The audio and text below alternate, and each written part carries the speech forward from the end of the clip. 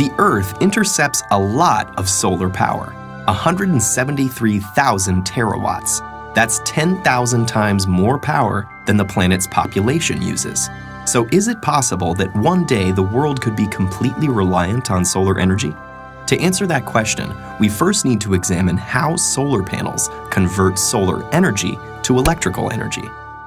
Solar panels are made up of smaller units called solar cells.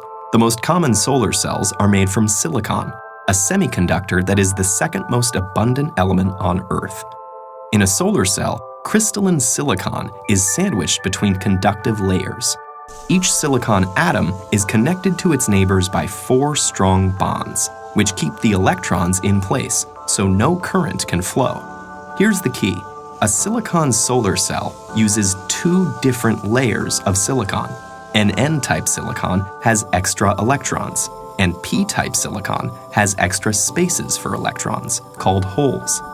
Where the 2 types of silicon meet, electrons can wander across the p-n junction, leaving a positive charge on one side and creating negative charge on the other. You can think of light as the flow of tiny particles called photons shooting out from the sun. When one of these photons strikes the silicon cell with enough energy, it can knock an electron from its bond, leaving a hole. The negatively charged electron and location of the positively charged hole are now free to move around. But because of the electric field at the p-n junction, they'll only go one way. The electron is drawn to the n side, while the hole is drawn to the p side. The mobile electrons are collected by thin metal fingers at the top of the cell. From there, they flow through an external circuit, doing electrical work like powering a light bulb, before returning through the conductive aluminum sheet on the back. Each silicon cell only puts out half a volt, but you can string them together in modules to get more power. 12 photovoltaic cells are enough to charge a cell phone, while it takes many modules to power an entire house. Electrons are the only moving parts in a solar cell, and they all go back where they came from. There's nothing to get worn out or used up, so solar cells can last for decades. So what's stopping us from being completely reliant on solar power? There are political factors at play, not to mention businesses that lobby to maintain the status quo.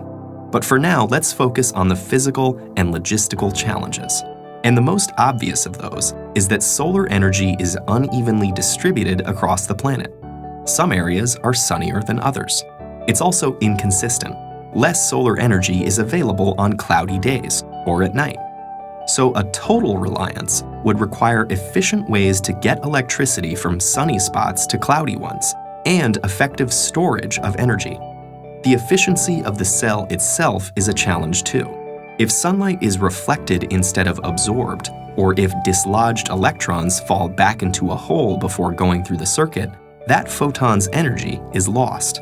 The most efficient solar cell yet still only converts 46% of the available sunlight to electricity, and most commercial systems are currently 15 to 20% efficient. In spite of these limitations, it actually would be possible to power the entire world with today's solar technology. We'd need the funding to build the infrastructure and a good deal of space. Estimates range from tens to hundreds of thousands of square miles. Which seems like a lot, but the Sahara Desert alone is over 3 million square miles in area. Meanwhile, solar cells are getting better, cheaper, and are competing with electricity from the grid. And innovations like floating solar farms may change the landscape entirely. Thought experiments aside, there's the fact that over 1 billion people don't have access to a reliable electric grid, especially in developing countries, many of which are sunny. So in places like that, solar energy is already much cheaper and safer than available alternatives like kerosene. For, say, Finland or Seattle, though, effective solar energy may still be a little way off.